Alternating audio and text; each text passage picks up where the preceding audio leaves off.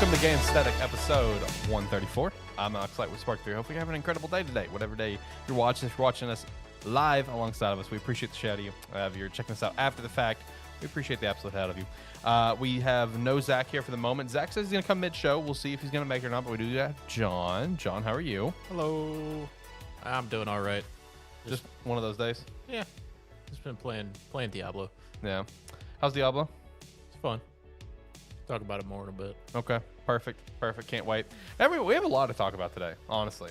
You'll be chatting about some Diablo. We have Summer Game Fest. We have a massive leak that came out involving Atlus and Persona. And then, of course, we have the Xbox Showcase tomorrow. We don't have that to talk about today, though. We will give predictions, give general thoughts on what could be there. It's on the script. It's happening. Refuse. It's on the script. It's happening. Refuse. With the Xbox Showcase, though, we will have an additional episode come out this week. We will be live on Tuesday. I don't know the time yet. We'll see about that. The time is kind of TBD. That's kind of up to you guys. I'll be good to go. So it's kind of up to you guys. I'm just not gonna reply to you. I'll call you nonstop. I'm gonna get you. All right, I'm gonna get you. But yeah, we should be live Tuesday. I don't know what time. Maybe the normal of 6 p.m. I would probably guess more 6:30 p.m. Central Standard Time. We'll talk about John shaking his head. John, fuck off. You're distracting me. But we'll be doing Xbox. We'll have the Starfield Direct. I think Capcom and Ubisoft are all taking place Sunday and Monday. People still excited about Starfield? I am. Yeah. There's still a lot of people. This Direct is going to be a big deal. And I'm excited to watch it. I'm excited to see the Xbox Showcase. The leaks that we had that came out yesterday already kind of give me some faith that the showcase is going to be pretty solid. But anyway, again, today, Summer Game Fest, some Diablo, some Persona stuff, some predictions, and a few other little tidbits in the news. The Zelda movie on the way. We're going to chat about that briefly in the weekly wrap-up. A couple other things. But first and foremost, if you could, go check out some Rogue Energy. John and I got the new flavor, the Strawberry Mango Energy Formula, and it is incredible. You can use our referral link down below. Go pick up some Rogue. You don't even have to use our promo code. That's fine. If you get like a little pop-up site, hey, enter your email, you get 20% off. Feel free. Just use our referral link, and you'll be supporting us, and we absolutely appreciate you for that. Pick up some Strawberry Mango. And then, of course, go over to Agent Inc., pick up a jersey that John is wearing. Woo, I remembered it. And I am not, because I don't have one. That's bad of me, but I don't have one. I have the Terrible Football Show one. It's great. Can't recommend it enough. Join the Discord for sure. Great way to come chat with us. And one random thing about today's show is that as of right now, we're actually live on Kick. We're live on Kick today. Fuck is Kick? It's another streaming service. So shout out to that. We do have a Kick now. Kick.com/Sparky3. You can give us a follow. We'd appreciate that follow. I will say briefly, because the new Rogue flavor did come out, the Strawberry Mango. Now that I've had it a little more, it's probably up there with like my third favorite, potentially. Pink Lemonade and Grape Popsicle still a little bit ahead, but it might be beating out Rocket Pop now. Really? It's really good. Like it hits just right. It's better than I was expecting. Yeah, dude. And I was expecting more out of it. Right. Let me go ahead and just turn that down before it restarts. Yeah, no, the Strawberry Mango is incredible. We've been definitely. I'm fixing your cam while I'm talking to you. I'm moving around a lot. No, it wasn't positioned right. That's on me. I didn't do a fact check before we started, so I'm adjusting on the fly. And I'm also known to move the desk around quite a bit when I get here. Oh man, I'm fucking it up worse. Oh no. All right, it's fine. It's good. It's good. It's close enough. It's good. But yeah, no, the Strawberry Mango is incredible. That's probably my favorite new flavor that they've had since we've partnered up with Rogue. Honestly, it was Rocket Pop. I love Rocket Pop. Rocket Pop's awesome. But I love mango stuff. Strawberry just hits just right. Like this, I feel like this is a lot of strawberry though. Do you agree to that? Yeah, more strawberry and mango for sure. I wish it was a little bit more 50-50. Even 60-40 is fine. I would say it's like an 80-20. That's kind of my feel. Yeah, more that way. Yeah, it's still good though. Still very good though. Yeah, I'm gonna have to get. This might be my new one I take to work because my Rocket Pop's gone now. Oh yeah. Yeah, and I also noticed that, man, Rogue is popping right now in terms of sales. I hopped on the website the other day, and they are sold out of a lot of tubs right now. But I did also see where they partnered up with Amazon, and the cans on Amazon Prime. You can get them 2-day ship, so that's pretty cool. So all 4 flavors of the cans on Amazon Prime, so that's pretty sweet.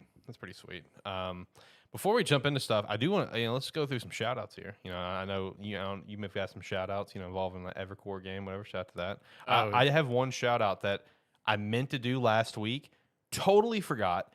But I don't know. I do actually know that some people actually kind of pay attention to my background because I've gotten comments, I've gotten Bears fans comments for my stuff up there, whatever. But shout out to the newest addition to the background, the Halo 3 Collector's Edition Master Chief helmet. Picked that up a week ago at our local retro game store. Nice little find. It was $60 You're for the lucky collector's that edition. I just don't go by there. I know, because you would have bought it. I had been looking at it on the site, just seeing if it was sold. I just don't go by there that often because I've never walked in that store and not spent a bunch of money. Dude, I agree. But so here's the coolest part about that collector's edition. So, like I said, it was $60. The exterior box, it's got some beat up to it. Full transparency, it's got some major wear and tear. But here's what's cool, though. Dude, this helmet, flawless. But the most interesting part, the DVD and the game that came with it, still sealed. So I have a sealed copy of Halo 3 from the collector's edition. It doesn't even have the Xbox 360 lime green case. It's in a black case. Yeah.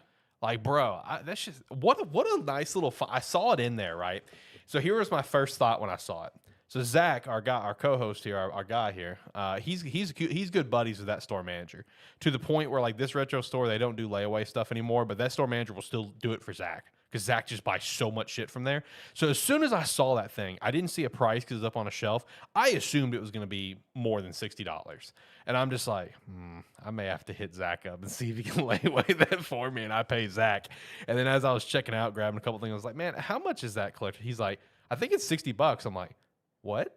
He's just like, yeah, I think it's $60. The game is sealed in there too. I'm like, yeah, get that down. Yeah. The only reason that I didn't look into it more was because the picture they posted online of it, I looked at it, I'm like, shit, that looks nice.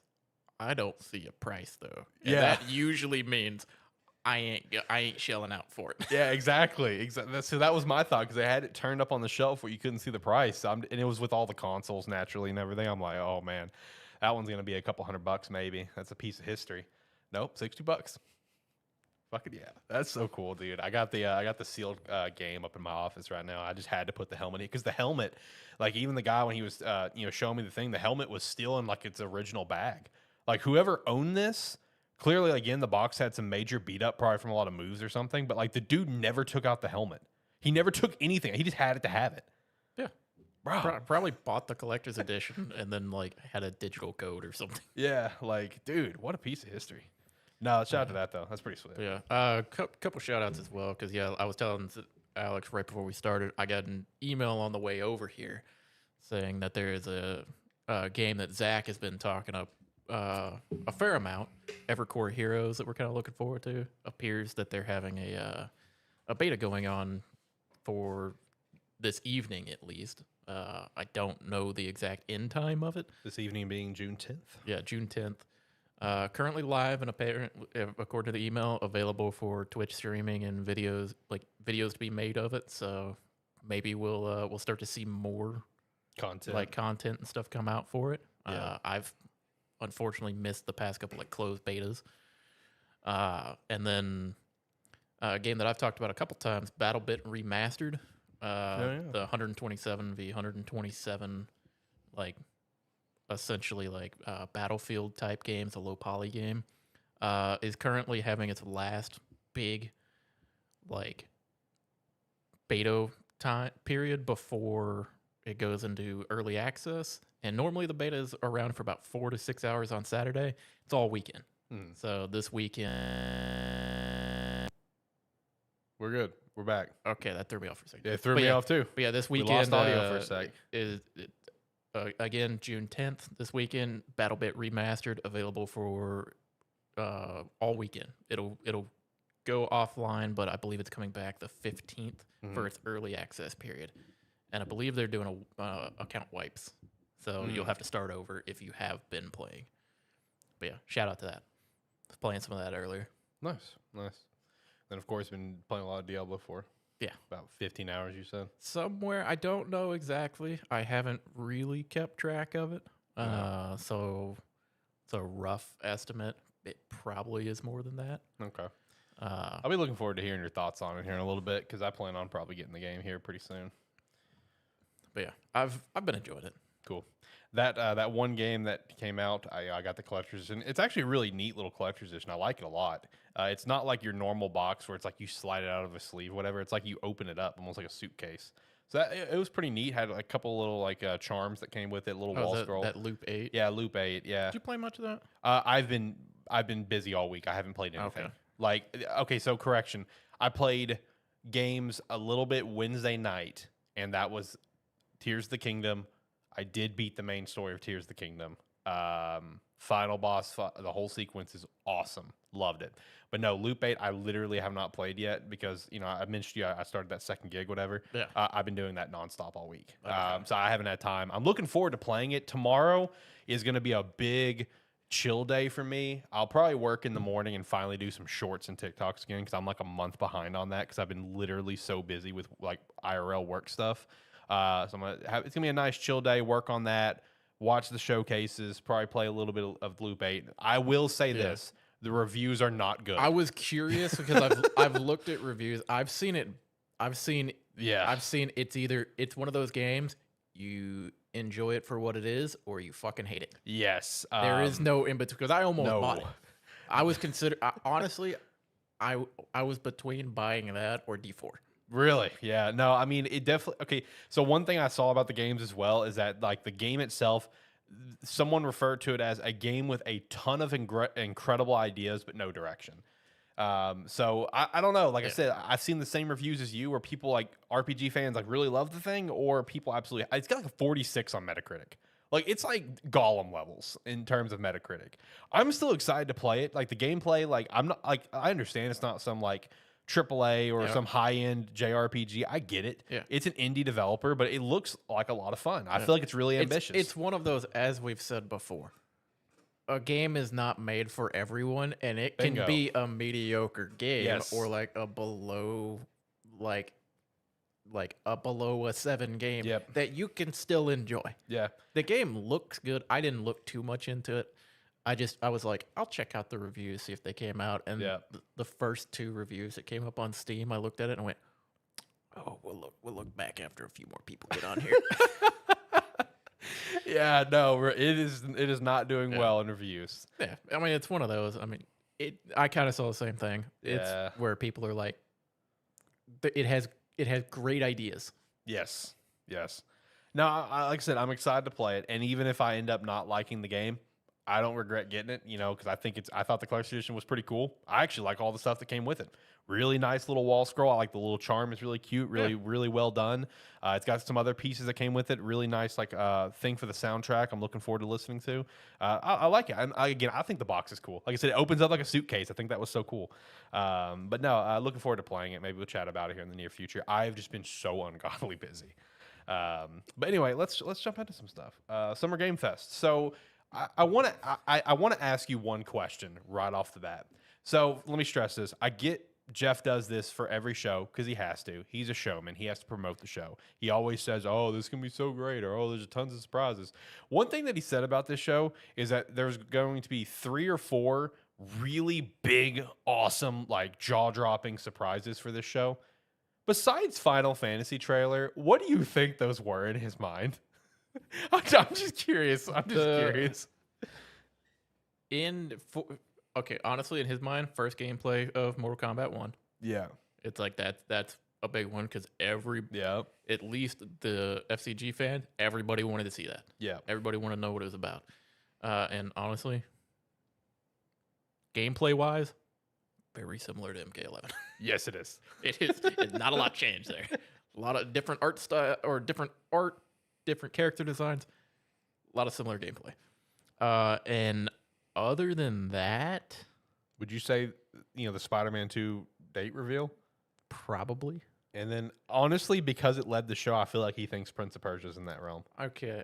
I was gonna say Power World, like Power World early access announcement 2024. I like how he referred to it as the community does. Pokemon with guns.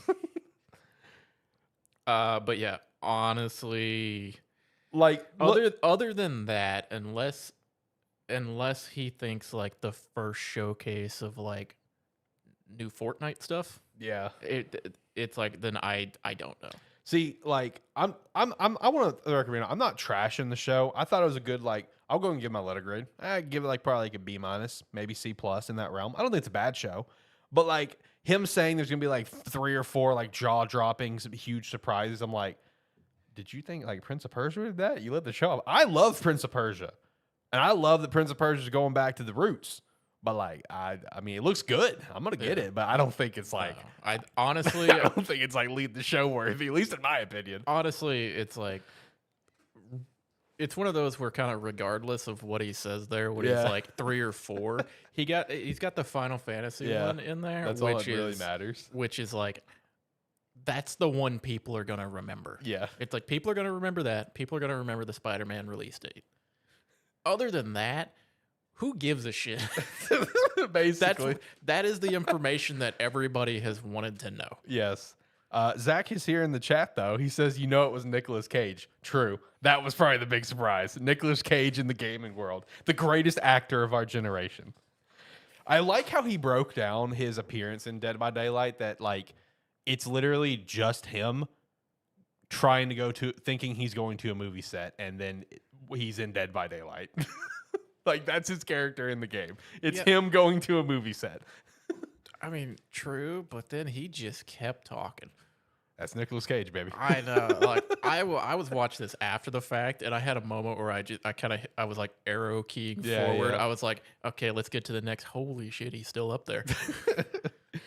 Okay, let's start from the top here though. Prince of Persia: Lost Crown, January 18th. Like I said, it's cool that we're getting kind of like a supplemental game until the big remake's going to happen. It's kind of the same mindset as Metroid Dread existing. You know, Metroid Dread before Prime 4.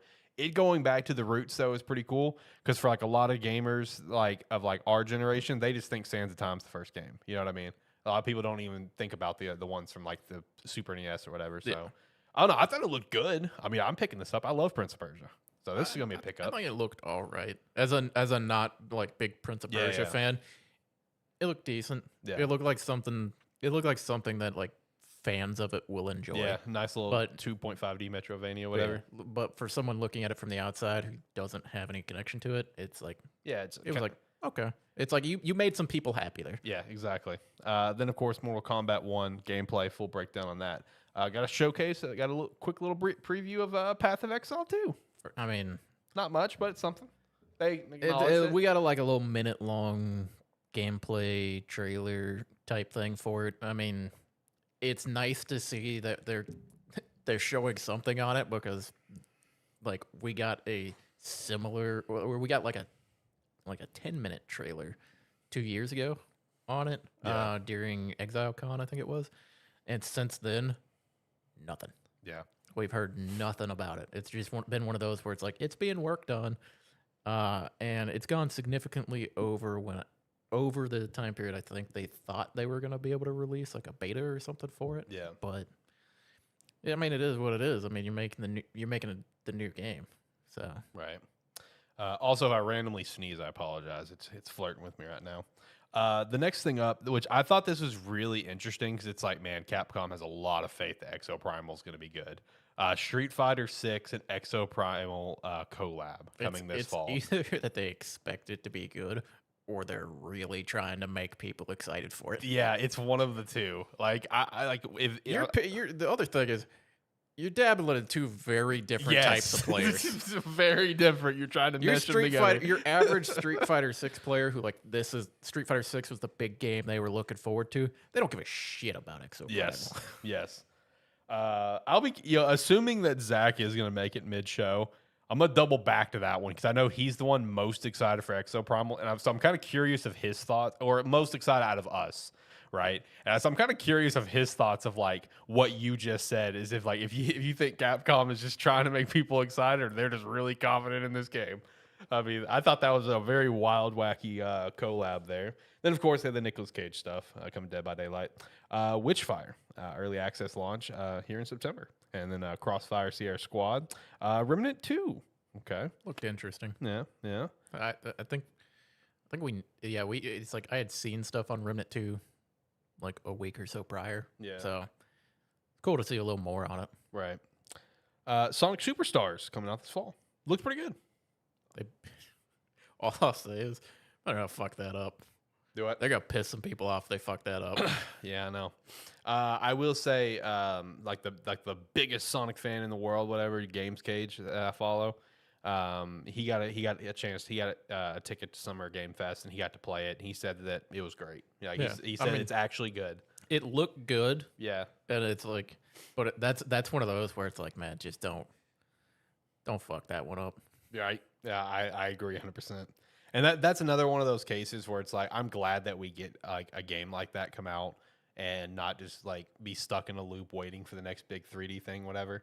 Like, I feel like for franchises to have like these really big titles, like I don't think it's a bad thing to have a smaller one come out in between. Especially when you have, it's like when you're a franchise that alternates between like 2D and 3D games. Yeah, yeah. It's like, it's going to take you a few years to make your next big 3D game. Mm-hmm. It's like you can have a smaller team work on your 2D game. Yeah, exactly. So it's like I think it's a good idea to alternate like that. I actually that's actually a topic that I dove into that Zelda video that I did. There's a couple things I wanted to re-record with it, and I still have to sit down to edit it. That may be part of my tomorrow stuff I finally get to do. That was something I talked about, is that, obviously the future of Zelda is the Breath of the Wild open world format, but like honestly, you get a team like Grezzo who has done like Link Between Worlds, the Ocarina of Time 3D remake, and a bunch of other handheld games.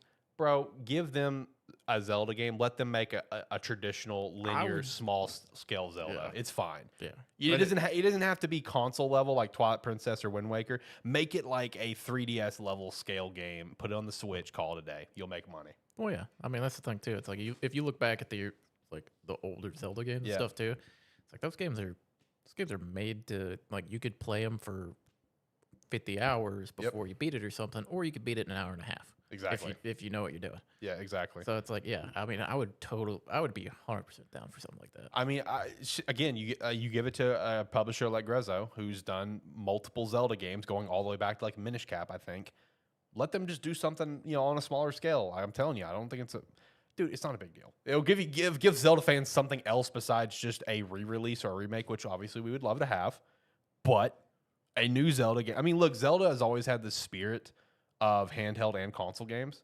Keep up the spirit. That's all I'm going to say. I'll dive more into that into a video coming out sometime soon.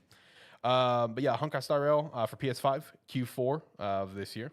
Hopefully they hit that. I know Genshin has had a long road to get to some of its other places. At this point in time, Genshin's fine. But I think even now, Genshin's still not on the Switch, if I remember correctly.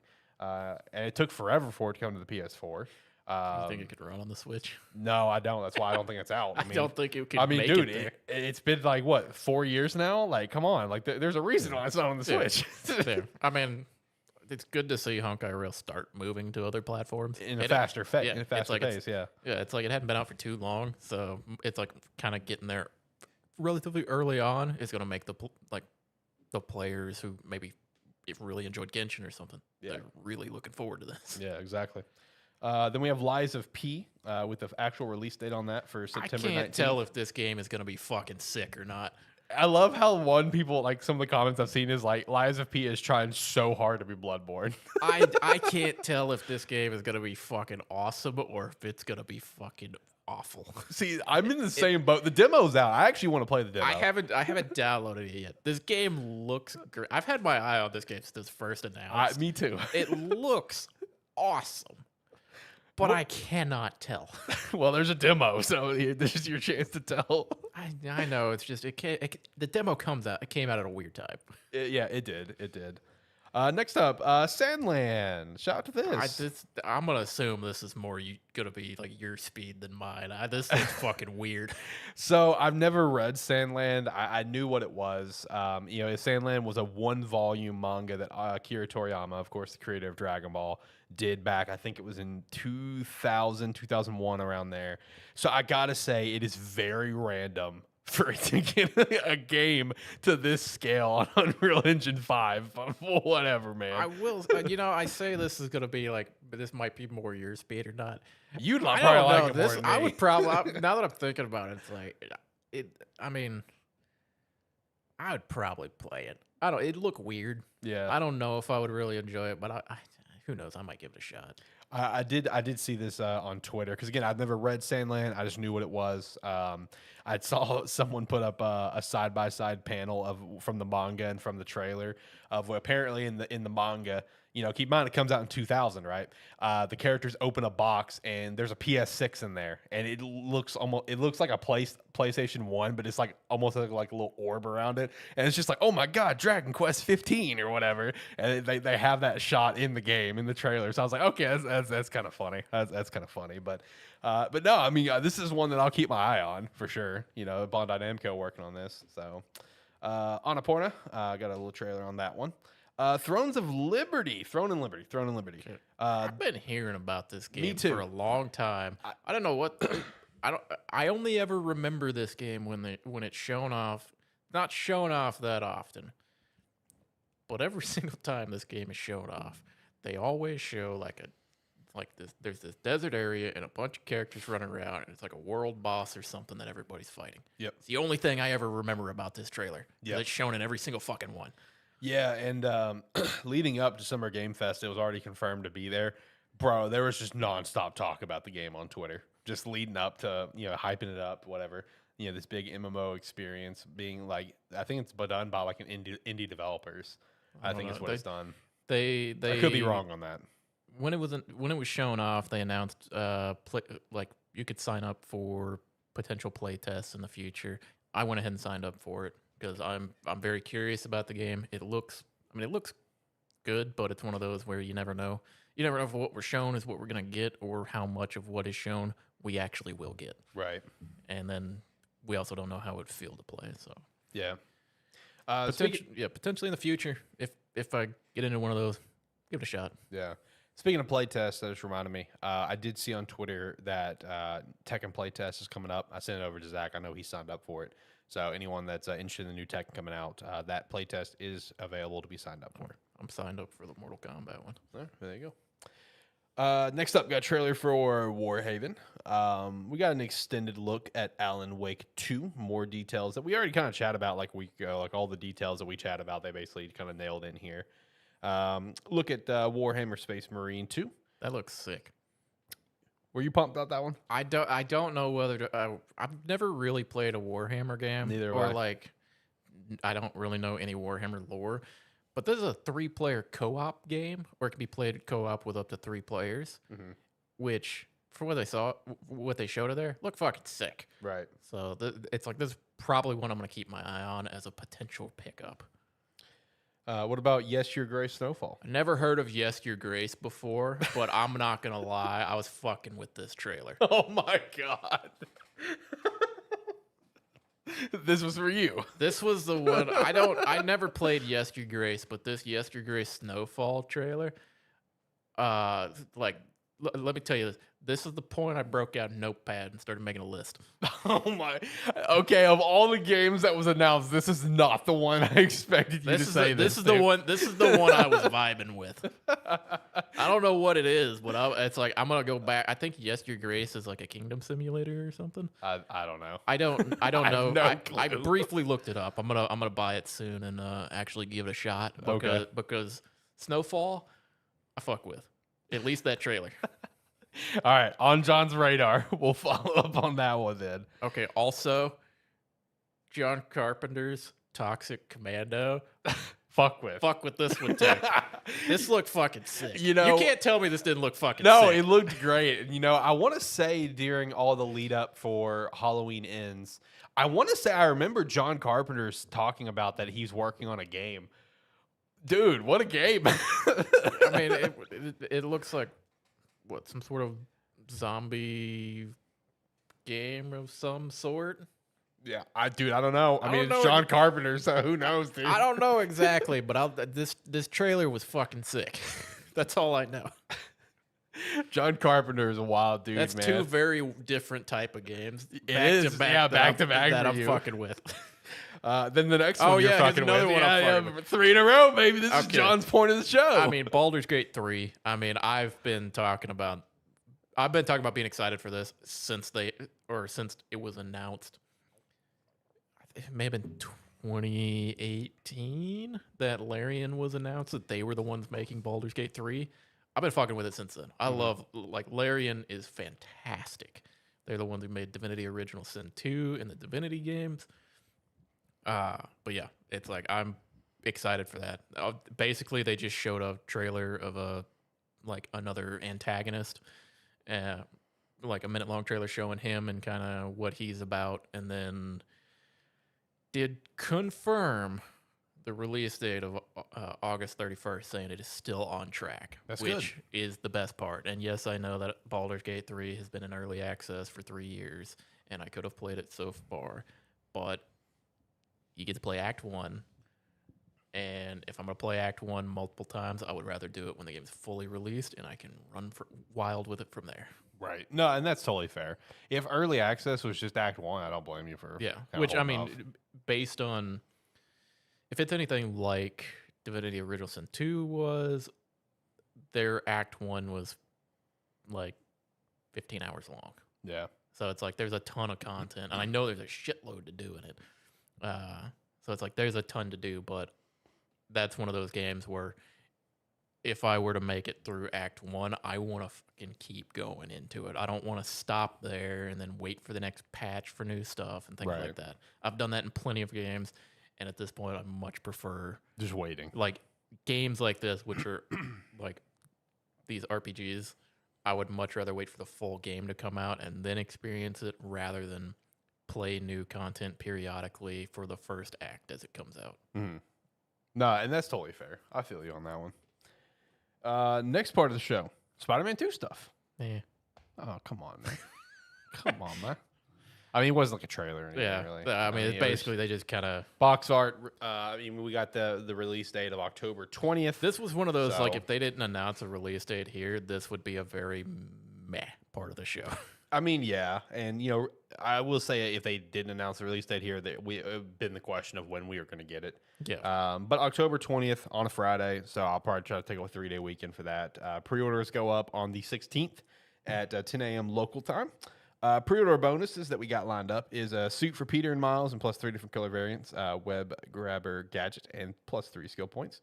You have the digital deluxe for $80, 5 suits for Peter, 5 for Miles, plus 2 skill points and additional photo mode lens.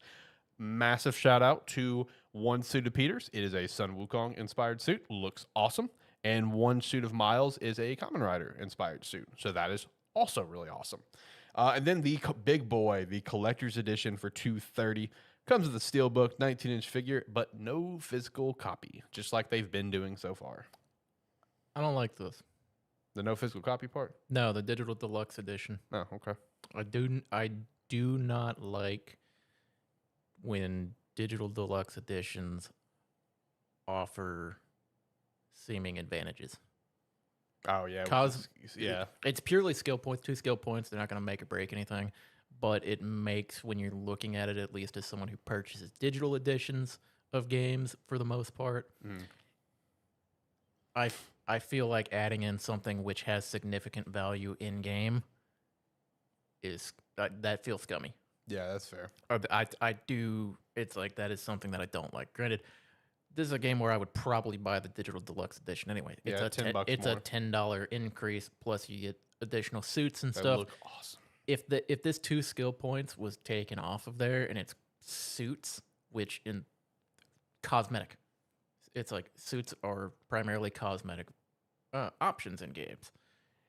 If that was the case, I would take no issue with this. I do not like pre-order bonuses, or like some pre-order bonuses are fine. Like, but because most pre-order bonuses where you get something like that, like say God of War or something, you have to play to a certain point in the game and then you have access to it. Yeah. So it doesn't feel too bad to gain something like that. But just giving you skill points, I don't like that. It's a minor increase, but it makes it, especially a $10. It just irks you. As a $10 increase where it's like, well, if I pay $10 more, I get 2 skill points as well. That's the thought process that ends up coming behind it. That I take exception to that. Right. It's like you're already giving a bunch of other stuff away for that. You don't need to add that in. Right. Because then it like, especially for someone who wants the best experience, they're going to assume the best experience, they need to buy that edition of it. Right. Any interest in the collector's edition? Fuck no. I think it's fucking $230. I plan to buy it, I'll be honest with you. Thanks. It's like, I mean, we were looking at collector's editions of other games and stuff recently, and I'm like, I love those. It's like, I'm much more a fan of those games, and I'm not buying that. No, I want this collector's edition, and I'm going to be hard debating over the next 6 days if I'm going to pull the trigger. Because, like, the way I look at it is this. Spider-Man is my favorite hero. I love the comics. I love the movies. I love the shows. That game is probably my 3rd favorite game of all time. Well, the other problem with this is their statues always look pretty cool, and you're for some reason you're still a sucker for a steelbook. Oh man, I love steelbooks. But like, it also goes to the other thing. Like when the original game came out, and you actually vouched for this, like 2 episodes ago. Like you were already like halfway through the game before I even got it. Because, like, bro, I was so broke at the time. I had to, like, sell a bunch of random shit just to even buy a $60 game at the time. So I missed out on any opportunity to get anything special for that game. It was, like, 3 weeks after release when I finally got it. So now that, like, okay, I'm kind of okay right now, just kind of. I want to try to get the big thing. You know what I mean? I haven't bought a big thing like that since, like, Zelda. But before that, it's been years. Zelda, Tears of the Kingdom, $120, $130 for that. Sure, it's pretty sick. But, like... I know you're looking at the Switch. I was gonna say, don't you have I'm talking about just editions of games, but yeah. Oh yeah. So sorry. The multiple. I had a brain fart. Okay, I forgot about both these things behind me. I'm sitting there. I'm like, oh, that's the last big thing you got. What are those 2 big Switch boxes over there? My bad. Don't you got a Pokemon Switch too? That's what that is. Mental fuck up on my part. Bottom line, I want it. That's just that's the bottom line. I want it. I wasn't judging you at all until you tried to make that fuck up. I will say, total fuck up. Yeah. No, I mean it's fair. It's one of those where it's like we never really splurge on the collector's editions for games and that. Occasionally, a game you're really excited for comes out and you just want to see it. Yeah. Also, before we get too much longer into going over the showcase, I didn't look at the script much beforehand. Did you put on there the Final Fantasy 16 like 20-minute gameplay demo or 20-minute dungeon crawl video that they put in there? No, I'm glad you said that because there's actually like there's like a King Arthur game. I think I forgot to add that to the script too. I don't think I added that, so no. Yeah, because that video came out the day before the showcase did, so I didn't know if it got mixed up with that. I'll talk about it afterwards. Okay. We got our guy Shane here. Shane with Terrible Football Show popping in the chat saying hello. What's up, dude? How are you, man? Haven't talked to you the other day, but besides that, I haven't talked to you much recently. How's life and stuff? You pumped up for ATFS? We have a random ATF episode coming up. How you doing episode on? I think it was terrible idea. I think it was on the 19th. Shut up. It is a terrible idea because it's a terrible show.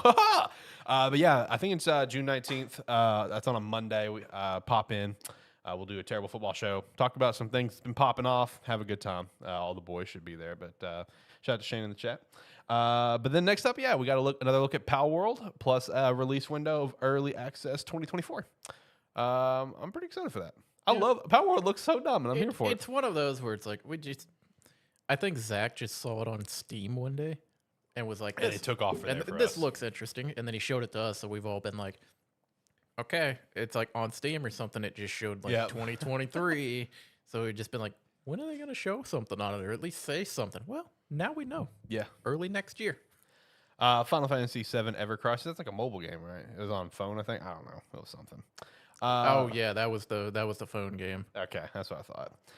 Banisher's Ghost of New Eden. You know, he said they revealed that at Game Awards, but I do not remember that. I remember I remembered the description because as he was starting to talk about it, I was like, oh, okay, yeah.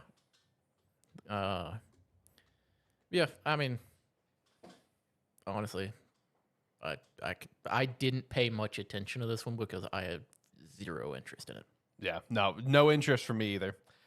Next up, we had definitely got some interest from my guy Zach here. Like a Dragon Gaiden, the man who erased his name, with a release date of November 9th, 2023. And another drop in the pond. This game will be a digital-only title, just like Alan Wake 2. This one I feel makes more sense than Alan Wake, though. I could agree to that. This one makes more sense to do as a digital-only game rather than Alan Wake 2. Yeah. But, that's two pretty big titles in a very short window, both opting to go that route. I saw somewhere else where it's like, like some gaming, analyst, art, writer or whatever said is predicting like by 2028 that will be the complete standard for all AAA titles, as they will be digital only all the time. And I hate that. I hate that. I mean, we chatted about that a week or two ago. Me and John did. I was gonna say based on some of the stuff that we talked about previously, like a week or so ago, about like the problem with digital games and gaming in general, with like file sizes and things at this time. We can't go to a digital only future until they start working on delivering games at a reasonable size and like with good performance. Right. Because it's like, yeah, that was just last episode, wasn't it? Yeah. Because it's like you can't have a standard of any individual game is going to be 50 to 100 gigs and then release a console that's 500 gigs. Right. It's like that is unacceptable. We're just going straight by the Summer Game Fest announcements. So yeah, Mortal Kombat 1, Spider-Man 2. We actually just finished up Spider-Man 2 chatter. But yeah, John signed up for the Mortal Kombat 1 playtest, and Spider-Man 2 is that's an obvious one. I'm very excited for that one. Yeah, I'm just waiting to hear back on the Mortal Kombat 1. I signed up for it on Xbox, so yeah. Let's see, where were we? Oh yeah, Under the Waves was the next one, as well as a look at COD Season 4 for I think Warzone. Yeah, it was Warzone Season 4. Next, Fae Farm, which I think this was revealed at like that farming sim Nintendo Direct we had. Like a year ago. It was. I think it was shown then. Because, I think it was because this is the fucking year of farm sims. Yeah. At least farm sims being announced. Yeah. Then we got a little trailer at the Twisted Metal show, which I still think is an interesting game series to choose to make a show out of. I walked away. I left it going. I walked away and came back, and it was like halfway through this little show, trailer or whatever, or preview or whatever. And I was like, what the fuck kind of, how is this how they're showing this off? Like fucking weird. It is, man. It is. I don't know. I'd be curious of a Twisted Metal fan's thoughts, because I'm definitely not a Twisted. I am not the audience for this at all. I'm not either. So I'll be curious of a Twisted Metal fan's thoughts. But Las Fenga, I don't even remember what that one was. I don't either. Right, I was hoping you were gonna tell me what it was. I don't remember which one that one was. Mortals of Avian, though. Another look at this. This is still one that, I mean, I'm looking forward to playing it. I don't think it's going to be an absolute banger. It's like what we've been saying for months now. I think it's going to be a nice 7 out of 10 game. I'm excited to play it. I mean, it looks fun to me. I don't remember this one. That's the Call of Duty with spells. Okay. I've told you about this game so many times, and you keep saying, yeah, they keep showing that. You need to see more. Here's your more, John. Yeah. I didn't watch this part of it. All right, whatever. I kind of skipped over a few of these towards the end. Right. Then Fortnite Wilds with Optimus Prime coming to Fortnite. All right. And lastly, which this was so funny because when it comes to the Twitter that I'm involved with gaming Twitter, I'm involved with so many different communities, right? Following everything I can for the show. But obviously one that I'm part of, I follow the Persona community. And bro, the Persona community felt so gerbated by this because he was saying it's like, to explore this world again of rich storytelling, blah, blah, blah. And, he finishes with the rumors were true. And I got to back up Persona fans. Bro, the rumors of there being a Final Fantasy trailer at Summer Game Fest did not compare to the rumors of Persona 3 Remake. So, like, I saw there was one account that I follow. It's like, the account's literally, is Persona 6 announced yet? And it's like in a 2-minute window, it's just like, yo, Persona! And then the next one, like 2 minutes later, I was like, no, it's not Persona! So I thought that was pretty funny, just seeing Twitter erupt where it's just like, oh my God, it's going to happen. And then it's like, oh, never mind, it's Final Fantasy 7. Okay. I want to say before we get too far into this, I am terrified of this game. Are you? Okay, why? Is it because of the 2 discs? As a digital consumer, this game comes on 2 fucking discs. True. I like how that was the advertisement. It's like, on 2 discs. We already cannot get a 20-hour game, like a 20 to 30-hour RPG or anything on a console for less than 40 to 50 gigs. And you going to put 2 fucking discs on there? Yeah. What the fuck is that? I'm going to need my whole goddamn hard drive to download this one game. Yeah, I saw a lot of questions of when was the last time we had a game that was actually 2 discs? Like, it would have been the PS4 generation, yeah, for sure. But like, I first think of Red Dead, but Red Dead was just a data download disc, then the game. I'm pretty sure. Like, when was the last time we had a game where it's like insert disc 2? I'm trying to remember. Sorry, I can't think of one right now. You said 2 discs, which my brain, man, fucking getting old. My brain interpreted it as like 2 discs. My brain went to Pearl Harbor because growing up it was the 2 VHS. Oh my God. set, and I cannot get it out of my head now. You keep saying 2 discs, and I keep thinking Pearl Harbor. All right, you need to relax. Oh, dude. No, I really don't remember the last time we had a game that with 2 was. I think LA Noire had 2 discs, and that was 360 and PS3 era. I think that one was one where it's like insert disc 2 once you reach a certain point of the game. Dragon Quest 8 supposed to have 2 discs. Yeah, and you got 2. I have Dragon 2 Quest copies of the game, and they didn't give me the second disc. I just have 2 copies of Dragon Quest 8. Yeah. I picked that up for him at a retro game store that they had it, and they fucked up and they just gave him 2 copies of the game instead of the second Half disc. the price. Yeah, basically. But yeah, 2 discs for Final Fantasy That's VII fucking Rebirth. terrifying as a digital consumer. Now, we can only hope that 1 disc is just going to be a data download, like a Red Dead Redemption 2 situation, and the other one's just a complete game. That's my hope for it. But if it actually is a situation where you have to play both discs, how big is this game going to be? You know what I mean? That's what I'm saying. It's like, yeah, it's Final Fantasy VII. We've all known this was coming. Yeah. It's been years since the last like version of it came out. Yep. Everybody's been waiting on it to be announced, waiting on it to come out. Fucking all the Final Fantasy fans, they're just excited to play it again. Yep. Looked great though. It looked great. It looks great. It's just, it's gonna be so big. Yeah. That's too big of a file size. Ooh, buddy. Early 2024 for that one. That's the only thing I've been thinking since they announced this. I was like, yeah. It looked great, but goddamn. All right, here we go. Shane coming in clutch, giving us wow. All right, hold on. I'm so mad right now at myself, Shane. The fact that my dumb ass did not remember Mass Effect 2 as a 2-disc game. I'm really upset with myself that I did not remember that. Why would it be a 2-disc game? It's only like an 8-gig download. Piss off. It's a 2-disc game on the 360. I remember now. Yeah, it cuts off a hard point where it's like insert disc 2. I cannot believe I did not remember that. Fake just like I didn't remember that I had this right behind me. Man, my brain is not here today, I guess. Fake fan. Fuck off. But yeah, Final Fantasy VII, the OG one, Mass Effect 2, Final Fantasy VIII, LA Noire, Metal Gear Solid 3, and Assassin's Creed 3. I don't know if AC3 was 2 discs. I don't remember. That's where I kind of dropped off of Assassin's Creed. So I don't know if that one had 2 discs. I played everything before 3. You made it further than me. I dropped off Assassin's Creed after Assassin's Creed. 2 was so good, bro.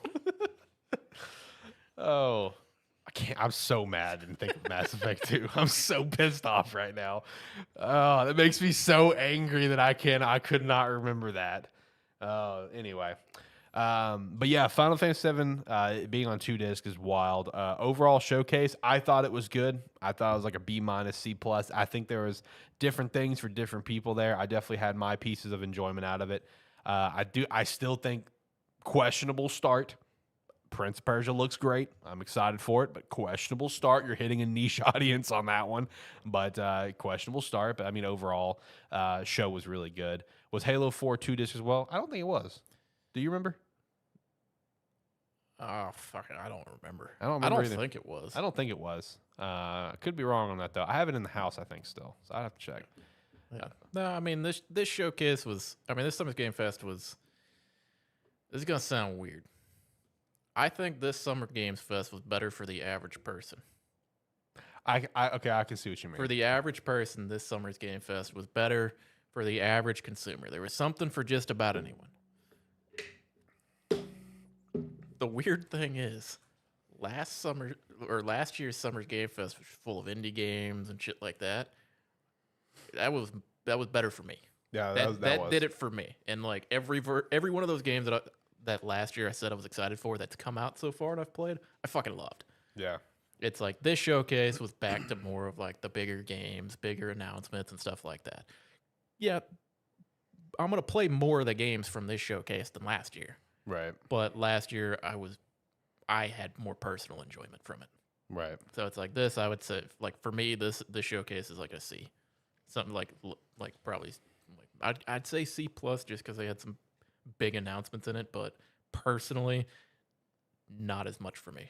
I'd say from a gaming landscape perspective, I would say I think a B plus is pretty fair because it have some pretty big announcements. Yeah, for me personally, B minus, C plus. That's the range I would for me. Yeah, for me, it's like I'm not gonna play most of these games. I don't have a lot of interest in most of these games. I have a couple in the middle there that where you rode a fucking high. Yeah, where it's like I had a good like 4 game stretch there, and then kind of fell off a cliff. Yeah, because it's like, yeah, Spider-Man. Yeah, everybody's gonna play Spider-Man.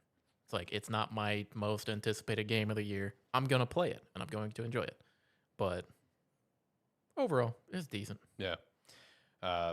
Honestly, Summer Game Fest, he always has good shows. Honestly, he really does. So I mean, I think that continues with another good show. I did, this is also the first live show, and I do like how he made a joke on Twitter after the fact. Where he made the joke referencing to the kid at the Game Awards, where he said no one was arrested at Summer Game Fest.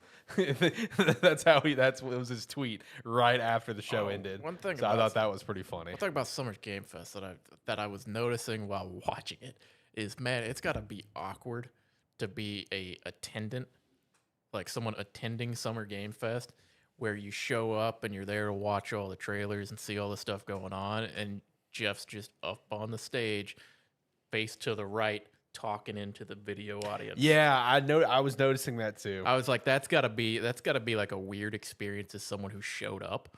Yeah. Where half the showcase he's talking to the camera on the far right of the stage. Right. No, that's such a good point, because I was thinking that a couple times, and I feel like that'd be kind of jarring, where it's just like you're literally, as the audience, like you're just set there to like he's not even talking to you. Yeah, you're just set there to like almost like shadow it. You know what I mean? Like you're not being acknowledged. So that is a good point. Because it's like Game Awards, he does something similar, but he's much more present with the audience. Because it's been an audience thing every time. Yeah, and this showcase, it's like he didn't transition to much to having an audience there. Yeah, I guess probably still just trying to figure it out. You think he would have had it figured out because of the Game Awards, Gamescom, and stuff like that. It's like he's got everything going there, but normally, I guess he's probably just used to talking into the screen. Yeah, he made the joke that when Summer Game Fest started, it was just in a spare bedroom of his house, whatever. So I mean, that's totally fair. I think I'll jump in here if you're done with that. Yeah. I was gonna jump in here to talk about the Final Fantasy 20-minute game showcase that they had, because I did I watched part of it, and then they kind of just started repeating showing you what it was. It was showing you how the dungeon crawls are basically going to work in it, which for the most part look good. The combat in the game looks fucking crazy. It's so much to the point where during some aspects of it, it's like it may be different when you're playing it as opposed to watching it. But there's so many crazy spell effects and shit going off on there that there were points watching it where I'm like, I can't even see when the enemy is starting his attack so that they know. I'm like, I can't even see them. So how are they supposed to be able to fucking dodge it? But there seem to be there's a lot of cool spell effects and different things going on. A lot of them seem to be animation locked. So if you start doing it, you're kind of stuck doing it unless they just weren't canceling out of it to dodge some of the stuff. The only real complaint that I can say from watching it is the individual hits and spell effects they did not look impactful because or at least on some of the tougher enemies that showed up, because there were some, it's like basic enemies, it's like they'd cycle through like 2 or 3 spells, do full combos and stuff on them, and they would take them out. But it felt, or at least it looked like it was taking more time than I would have expected it to. And then like some of the enemies seemed kind of like, I would refer to them as like elite enemies. They were having, it's like in the showcase, they were having to do like 2 or 3 rotations of every ability and combination, like combo that they have to take them out. I was like, fuck, every elite that they're showing in this looks like a fucking mini boss. Mm-hmm. So it's like, it seemed, it's like, granted, I don't know for sure if that's like a final build or something, or if it was something they'd made just to showcase how the spell effects and everything look on it. It just, like, some of the attack looked underwhelming as far as how much damage was actually being dealt. So, I mean, other than that, it looked great. It's like combos and spell effects and everything looked cool. I was having not played it, I was having a hard time following exactly how they were going through everything. But overall, looked good. It's like, I enjoyed what I saw of it. It's kind of what we've seen before, just distilled down to them actually walking down the corridors and attack and like encountering the enemies and seeing them come towards them, and that, as opposed to a quick like cuts around to boss fights and a quick combo string on an enemy or something. This was just the extended version of it, but it kind of just showed going through an area, killing a group of enemies, approaching what looked like a boss room, and then it cut to a new dungeon and did the same thing. Mm-hmm. So looks interesting. I mean, fairly straightforward. Like, I mean, they said dungeon crawling, but it was mostly walk down the corridor, kill the enemies along the way, and make your way to the boss room. But, I mean, for what it was, looked good. Looked good, just didn't look like it felt impact. Like, there's, like I said, crazy fucking effects and everything going on. They just didn't, at least to me personally, it didn't feel like the damage reflected how cool the effects were. Right, yeah. And that'd be my only potential downside with it. But we'll see when the game actually comes out, and I get my hands on it. Yeah, looking forward to hearing you guys' thoughts on that, 'cause I think both of you are getting it. I'm getting the game too, but I won't be here that weekend for the show. That weekend is my birthday weekend, actually. My birthday's on June 23rd, so I will not be here on the 24th to do the show with you guys. I'm looking forward to hearing you guys' thoughts. And Shane did follow up on the Halo 4 thing for us. And it sounds like it was one of those situations similar to Red Dead 2, where it did have 2 discs, but one was a data disc. Halo 4 was a 2 disc. The first disc was 8 GB and was used to launch the game, and the second disc was also 8 GB, and was used to download the multiplayer content. So now that he said that, you know what, that does actually sound familiar. I'm starting to get some flashbacks in my head now, but anyway, so the next thing we had up was stuff involving Persona, because it had some big leaks. There's been a lot of rumors recently. I think I even went over the URL stuff last week with a weekly wrap up, and had a lot of rumors. Fucking hell! And we had a big leak. Power's out at your house. Yep. Unfortunate. Hopefully we got nothing here. Our sound went out for a random minute earlier. It's just like half my neighborhood. That sucks. Well, hopefully we'll be back on by the time you leave here. But before, talking about the Persona thing, the first thing I want to get out there is let's have a quick moment of silence for our now safely assumed fired influence or brand manager at Atlus West. Moment has passed because Atlus West already put up the job positions. They put up job positions. I think it was today. Maybe they're just looking for someone to help him out. Yeah, maybe lead him through there so he doesn't do that again. Someone put up. I think it was today. Influence brand manager. What up? It's Zach. Influence brand manager. He was way more excited for you than I was. Is currently available to be hired at Atlus West as well as influence manager. So shout out to that guy that lost his job because of that leak. All right, we got Zach here. That poor fuck was way too excited. Bro, all I got to say, guys, check your scheduled post. Just triple check it. Make sure your time is right because you can lose your job. Because it's just wild, dude. The full trailer for both games, released, yes. Yes, Persona 3 Reload, full remake on that one, and then the Persona 5 spin-off Tactica, full trailers for both, bro. Just that poor guy. You can't even really look at that as like there's no way you can spin that as an accident either. Oh no, it wasn't. It's like I feel like it's a disgruntled employee, maybe. Maybe it was that. Or he was just way too excited. He was just like, I'm gonna be the fucker, let it be known. Yeah, exactly. Dude. He said fuck his job. Basically. So, I mean, and obviously those are supposed to be part of the Xbox showcase. They ended with the coming to Game Pass day one. So, obviously, it's going to be part of the showcase tomorrow. I was messaging you about it. I was just how like... funny would it be if they're not? Well, the Tactica should be because in the end of that trailer, it actually has the Game Pass logo on it. The Persona 3 Royal, I did not see it at the end of that trailer. It was at the end of the trailer when it showed all the consoles it's coming out for. It just had Game Pass on the corner. Okay. Yeah. No, I was messaging you about Persona 3 Remake, I think a few days ago. Yeah. And I was asking you, it's like, I'm looking forward to this game. Should I be excited for it? And you're just like, you basically told me, it depends on what they do. Yeah. Because out of the 3 versions. And after you watch the trailer, you're just like, yes, the game's going to be good. It's going to be on Game Pass. It's going to be a great pickup day one. So that's good to know. I'm excited for it. I'm excited for Persona 3. Obviously, I've never played it. You have. So all 3 versions. All 3 versions. And from what you were texting me, doesn't this kind of like combine a little bit of... It basically combines all 3, like quality of life stuff from all 3 kind of? Could not tell from that trailer. What I could tell from that trailer is definitely quality of life. Definitely upped engine, but that's pretty easy. P3 is like a decade-old game. Yeah. Definitely did have some different aspects that weren't in the original P3, so we'll change some aspects of the gameplay overall. Just basic, the dungeon itself, movement, how zones are working, look like.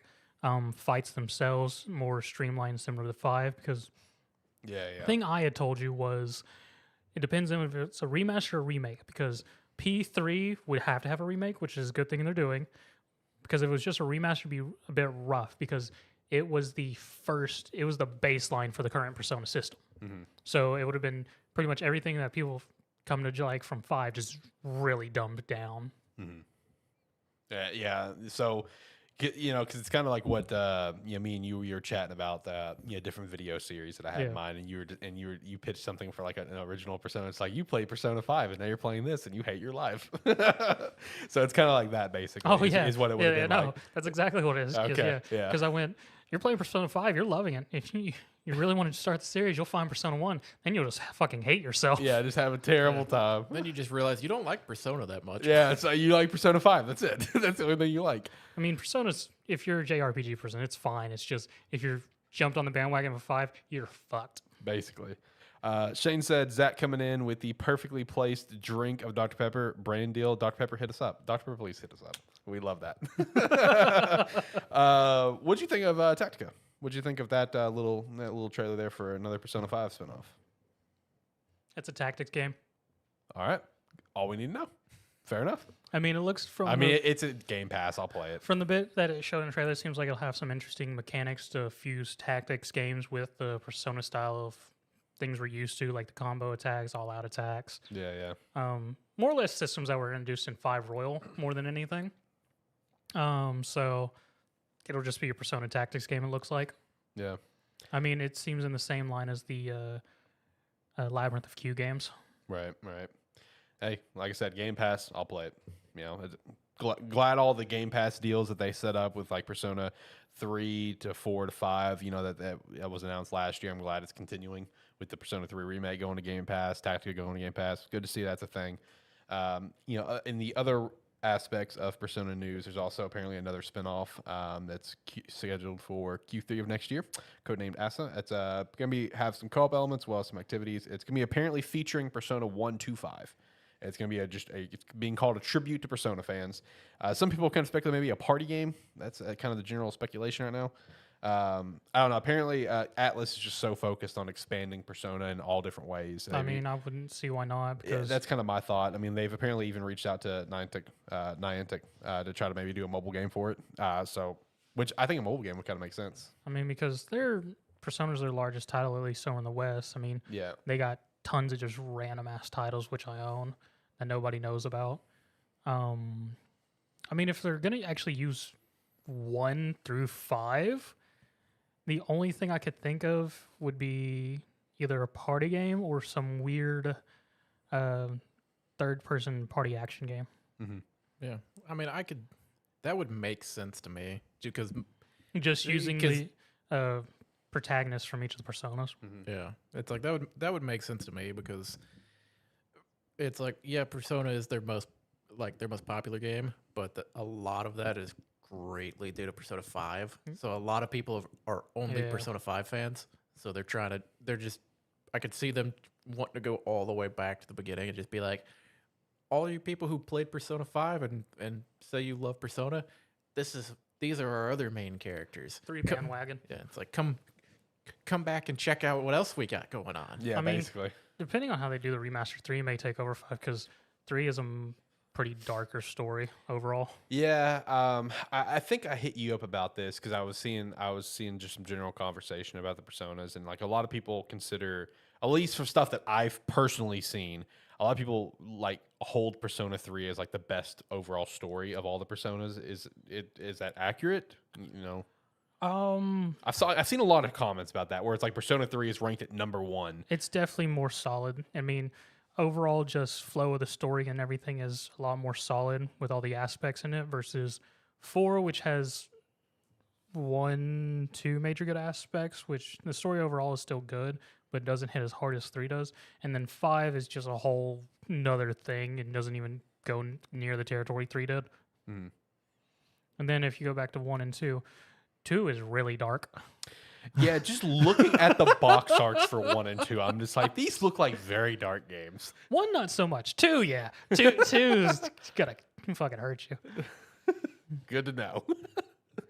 But I mean, it's cool to see that Personas continue to expand in different ways. Excited for 3 Reload. Really looking forward to that, especially after chatting with you about it. And then Tactica, like I said, loved Persona 5. So cool, another spinoff. Yeah, look forward to it. What's your thoughts on Summer Game Fest? Now that you're timing in here, you got a letter grade for it? Anything that stood out to you? Anything you hated? I'd give it like a C. That's about what kind of we were thinking. Yeah. I mean, overall, it was a good showcase. It hit on a lot of things that titles of people were looking forward to. Gave us a little bit of other stuff. I mean, overall, it wasn't bad. I mean, it's what we would have expected from an E3. Yeah. What'd you think of this wacky collab? Exo Primal and Street Fighter. That's a thing. Yeah, that's a thing. I mean, I wasn't really surprised by it because, I mean, this is something that Capcom does with all their games. Because, I mean, just look at Monster Hunter. That's true. Because anytime anything new, and they're like, oh, Final Fantasy 14 just got a new expansion. Monster Hunter collab. Basically. See, some of that can make sense I mean, in it a can. Monster Hunter aspect, except when they're like, you know what? It's like The world has been devastated by alien portals releasing dinosaurs. Some weeb fanboy went, I'm going to make a goddamn Ryu suit. I mean, basically. Yeah. And I'm going to fuck these dinosaurs up with a Shoryuken. Yeah. It's like what we were saying earlier. It's like either Capcom is really thinking Exo Primal is going to hit, or they're trying to get more people to be interested in the game. I mean, I'm going to be honest. It's just Capcom being Capcom. Because, I mean, Right. they did go into the mobile world for a long time before coming back over to consoles. So, I mean, that's a very common thing in mobiles. Just be like, hey, you want to collab? Yeah, I want to collab. All right, Yeah, let's just yeah. throw our shit together. Yeah, they've kind of, you know what other game is doing that? fucking World of Warships. Yeah, with Have Popeye. you seen it? Yes, with Popeye, the Dude, Sailor Man. It's not even just Popeye. They've collabed with like VTubers. Yeah, I and saw that. all kinds of other Yeah. shit. I mean, It's like, Smite's currently doing VTubers. yeah, I know. It's like everybody's getting in on it. It's like, but it's like Capcom's bringing that mentality. Yes. But they're like, we don't have to collab with anyone else. We can just collab with ourselves. ourselves. We have enough properties. But yeah, nah, that'll be a weird collab. It'll be fun. I mean, it'll just be a dumb thing. It's like, oh, there's a Ryu over there killing dinosaurs. Okay. Yeah, we'll give it a shot. I mean, it's on Game Pass. Why not? Yeah. I mean, I've got Exo Primal on my countdown. I'm looking forward to playing it. But Mostly you 'cause know it's what's coming to going Game to Pass. really take up time during that when it comes out? What? Big Man 4. Yeah, I know. Yeah, that new trailer came out. I said to Zach, I'm like, "This is your game of the summer. Move over, Exo Primal. It's Pikmin time." Oh, jeez. You know, you sent me that, and I just, on my head, I went, he sends me this, and I'll probably buy it. But we both know I'm not going to play it. I know you're not. I rep Pikmin because it's Pikmin. Oh man, I'm trying to remember. Like on the topic of like collabs, like I'm trying to remember. There's another mobile game. I think the mobile game's involving ninjas, but they get like Tap just Ninja. oh what? Tap Ninja. No, I don't think so. But like this mobile game just gets like an ungodly amount of like collabs with like really high end like mainstream anime like at all times. That's not the games that I play. I mean, Summoner Wars? No, it's not Summoner Wars, but Summoner Wars does it too. But no, it's like a super random mobile game. I think it's involving. I'm trying to find a post about one guy that I know shared something about it because the latest collab is with Neon Genesis, and he's just like, how do they keep getting these collabs? Because they've done Demon Slayer, they've done Attack on Titan, they've done JJK, now they got Neon Genesis. I think they've done Naruto. I just don't remember the game. Is it but Fortnite? No, it's not Fortnite. Realizing that the mobile games I play really must be bottom of the barrel because they don't get no collabs. Nobody. They're idle games, John. Not all of them. Most of them. Yeah, granted, most of them. Most of them, yeah. You can make a collab with that. I mean, yeah, I guess, yeah. But yeah, any other thoughts on Summer Game Fest from you? Anything stand out to you? That's one thing I was curious about because John obviously had his stretch of pop-offs with, Yes, Your Grace, Snowfall, and Baldur's Gate. That's a good game, by I the way. haven't played it, but He's so pumped now. I haven't played it, but like the Snowfall trailer came on, and I was immediately like, I don't know what this is, but I fuck with this. Yeah, and then If I- John if I had Carpenter's known- Toxic Commando too. If I had known that, John, I would have shown it to you earlier because it was on Game Pass 2 months ago. Yeah, well, I was looking at it. It's on Steam right now. It's only like $6. Oh, it's been on Steam for a while. Yeah, it's Yeah. a cheap game. Mortal Kombat 1. I'm glad that my knowledge of Mortal Kombat 11 was true, and it is just Yeah, you called that one. yeah. I did enjoy when Ed Boon was like, I don't know how many people actually saw the ending of Mortal Kombat 11. I was like, man, am I part of a small group? I would not be surprised because that Cronia fight's a fucking pain in the ass. Yeah. But so yeah, I enjoyed seeing the characters, at least playable characters, and the whole buddy assist was going to be a whole new mechanic in Mortal Kombat 1. That's a weird thing to do. It's In Mortal Kombat. It's there. Yeah, it's like not even the fact that it's just Mortal Kombat, but having an assist calling property in a fighting game that's not a tag battle. I mean, there's been a couple others that have done it. I know, but it's more the rarity because normally if you're gonna have assists and stuff like that It's a called tag in, battle, yeah. it's tag battles. The most notable one being Marvel versus Capcom. But that's going to be a whole new interesting mechanic for that game series because a lot of people are going to have to adjust to it. But at least seeing how it's worked in those gameplays, it'll allow for some insane juggle combos. Oh, yeah. So people who really get those combos down, and just the fact that you can do double of characters who are both on roster and as a cameo character will be very entertaining. Because there was one cameo character whose name I cannot remember. I was happy to see because his ass has not been a game since like 2003. And he only got one show off, and it didn't show his face. I can't remember his name. I think the last Mortal Kombat he was in was like 4. Mhm. I like the character designs of the characters and how they're playing them out. I was gonna say the only thing with the character designs was they seem very simple. They are. Yeah, it's like the character designs are very simple as opposed to like in 11 they were fairly simple, but they seem to stand out more than they do now. Well, I feel like I like that they've done simple just because, as the name implies, it is an entire reset. So all the experience and whatnot we knew from their stories were gone, which gave sort of that extra edge and whatnot. Which is the reason why I was like, I'm not gonna be harsh on it, because these are younger, new versions of the characters. They don't have stories yet. Because I enjoyed the whole Kung Lao thing where he threw his hat, which just hit the back of Sub-Zero, just like, the fuck? And then he threw the blade, and I was like, oh, now this motherfucker's gonna think blade hat and get a buzzsaw hat. I did like that Kenshin was back, because as soon as they showed him, I was like, that's not his design, because he could see. And I went, you're not dead, motherfucker.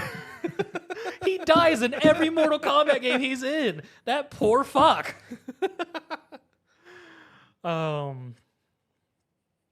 Yes, so far enjoy the roster of characters they want. I'll be curious to see who else gets announced and how the storylines have changed. Like seeing Shang Tsung, whether he's actually going to be still an evil piece of shit or not. Did like the whole Melina Katana aspect where Melina's the actual one going towards the throne, which has never been a thing. She was more of a Baraka's kind, sort of raised her to be an infiltrator to kill Katana and her mother, yada, yada, yada. I know way too much Mortal Kombat lore. But yeah, overall, I think it'll be very entertaining. I was curious, did you go off about Path of Exile too? I talked about it briefly, Okay. because it's we've known it's coming. It's just been one of those where it's been radio silent for 2 years, and then we get a 1-minute trailer that doesn't show a whole lot. Yeah. Another big one for me was Remnant of the Ash 2. I'm very much, from the bit, it looked like it was just an upgrade of Remnant of the Ash. So I hope to see more from it. Great game. If you got 2 buddies to play with it, do it. It's on Game Pass. Fun shooter RPG. Another look at Power World too. Yeah, Power World. I've been following Twitter though, so I get a dose of Power World every day. There you go. That the game's gonna be dumb. I can't wait for it. I mean, I'm gonna play it. So then Liza Pinocchio looks interesting. That's why I love his comment on it. I can't tell if this game is gonna be fucking great or terrible. The more I see about it, the more I'm like, okay, I'm sort of interested now. It's got a demo. Now's the time. Now that I know it's following the fucking Pinocchio fairy tale of all goddamn things, I'm just like, all right, where we're going with it. Now you've got my attention. Yeah, it's like every time they show it, it's more interesting, but it also gets weirder. Yes. It definitely does. I'm gonna download that demo. Alan Wake 2, I'm not sure how I feel about, because I feel like we didn't get a whole lot from that trailer. Honestly, like I mentioned to Zach, like it just confirmed all the info that like we just found out about like a week ago, and we put in the weekly wrap up. You heard him right. Okay. Oh, I realized whose name I said. I went, the fuck? But yeah, I mean, it's one of those where it's like they told us basically what it was, and then they just showed us what they told us. Yeah. Right. Of course, the man who erased his name's gonna be a pickup for me. Yeah. As soon as that came out, I was like, Zach's gonna like that. So the only thing weird about it from watching that trailer is, so from my understanding from the other things, it's going to be one of the last older style Yakuza games. The only thing about it, with how I saw the fights, it gave me like Warriors vibes mixed with the RPG element, because he was facing hordes of people. He was doing like some really dumb shit, like magic grabbing people. I was wondering about that. I didn't know if you were gonna have any explain that to me, because he telegrabbed a chair or something. Yes! And I looked at it and I went, when did he become a wizard? Because I saw that and all I went was, the fuck? Because I know that in those games, there's always some weird effects and stuff going on, but normally it's somewhat It's kept still in the bounds of reality. Besides Like a Dragon, it's grounded. Yeah, but then all of a sudden he's like, there's a person over there. I'm gonna wave my arms, and now he's in my hands. I feel like there's going to be an explanation of the game, because this is the game that's going to be the connection between Like a Dragon and then 8. Because the only thing we've gotten from the 8 trailer was the pro tag from 7 and a new looking Cosma walking down the street together, ready to go throw hands. Yeah. And we know 8's going to be another RPG. In which did you ever end up playing Like a Dragon? I know you downloaded I've it. started it. I've played it for 5 hours or so. Okay. So I've started playing it. So you saw the dumb explanation of why the fights are how they are. Yeah. Because he's just like, I just picture everything as an RPG, and grabs a damn bat out of the ground like Excalibur, and just because of that, they magically all the fights are RPG style. Because she's like, that's just how I picture a fight. Yeah.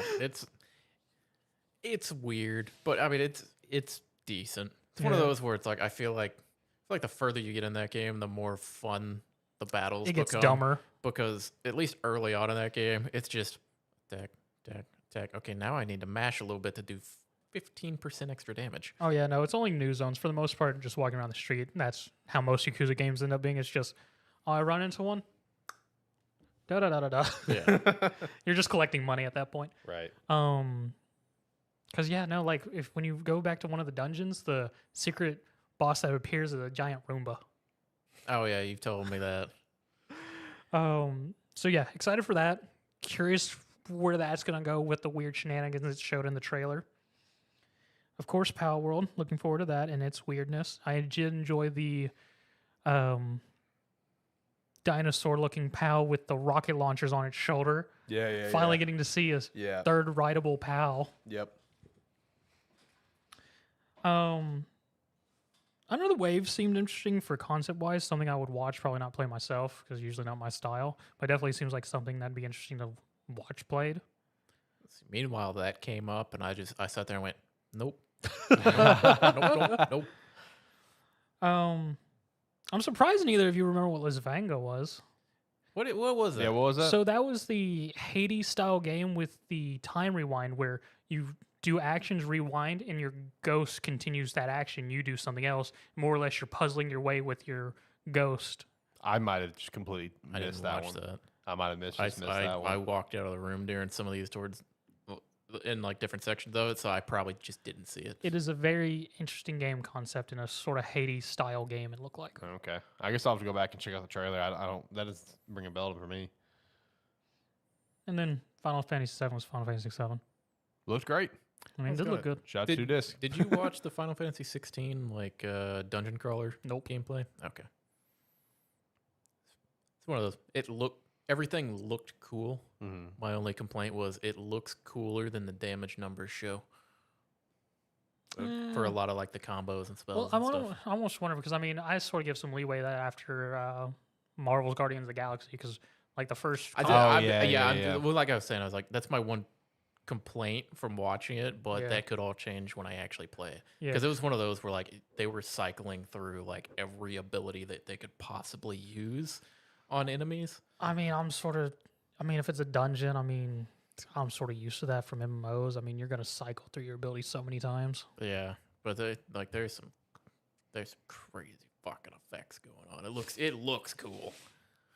That's one thing for sure. Okay. Let's hit the tail end of our show here. Let's hit the tail end of our show here, boys. Start to kind of wind down here and wrap up. So, just wanted to kind of touch on some Xbox Showcase predictions. I will say I mentioned this earlier in the show. Apparently, Fable and Avowed will be there tomorrow. I've seen a lot of reports on that. Avowed would be there. I hope Avowed, I was especially. gonna say you would like, fucking hope so. like, How long have we been hearing about this fucking game now? bro? It's been like what since the Series X Showcase? I think it's been before that. Really? Okay. Because I know it was there at the Series X Showcase. That's where we got the Fable reveal, Perfect Dark reveal. Yep. But like, bro, it's been like been I feel like forever. Avowed was like a year before that. I don't remember what Avowed is. That's the Obsidian game that was supposed to be Obsidian's answer to Elder Scrolls, essentially before the Bethesda purchase. Avowed. I always forget it. What universe is Avowed in that Obsidian has done before? I think it's Pillars of Eternity. That's what it is. That's what it is. It's in the Pillars of Eternity universe. It's, Yeah, I've- rings I've- no bells. I've said no to that before, and then afterwards, I think I've looked at it and been like, "Oh, it is Pillars of Yeah, Eternity." it's Pillars of Eternity. So it's like it has like an Elder, like the first trailer gave you like big like Elder Scrolls like fantasy RPG vibe, whatever. But then all the reports came out. Oh yeah, it also has guns, by the way, because it's part of Pillars of Eternity universe. yeah, rings no bells. Yeah, it's Obsidian's one of Obsidian's big projects they've been working on. So They've Bring been- back Fable Legends. I was gonna say they've been working on it for like better part of a decade at this point. Yeah. But apparently those two will be there. I was just kind of curious on you guys' thoughts on anything else that could be. Now, I will say one game that I guess I misread headline. I thought it was supposed to be part of Summer Game Fest, and obviously it wasn't. So maybe it'll be part of the Xbox Showcase. I thought it was supposed to be here this weekend, but a game that I'm really excited for. I know you're excited for. Don't know if you are. Black Myth Wukong. I saw reports it was supposed to be like here at this week. I thought it was supposed to be Summer Game Fest. What month is it? I know it's not. I know it's not August. I'm very aware, but I swear I saw news reports that Black Myth Wukong is gonna be at one of these showcases. Oh, so man, we get a once a year I know update. August. I am aware, but I'm hoping it will be there tomorrow. I would love to see more on that. I want to see more, bro. I still am unsure about it because it really hasn't shown a whole lot. Yeah, I feel like it's shown a decent amount. Yeah. From each 1 year update every August on the dot. But yeah, I do think Fable and of course Avowed I think will be there. Hellblade 2 I feel like needs to be there at this point. That one's another one that's been a little bit. A lot of these projects they have in development, I just don't think we're going to see. Like Contraband, Indiana Jones. I forgot they were doing an Indiana Jones game. Like I had to get reminded of that. Like I think a lot of these titles that they've announced like a year ago, 2 years ago, I still don't think we're going to see shit. Everwild, we're not going to see shit on Everwild. I didn't realize Indiana Jones property still had games in the works. Yeah.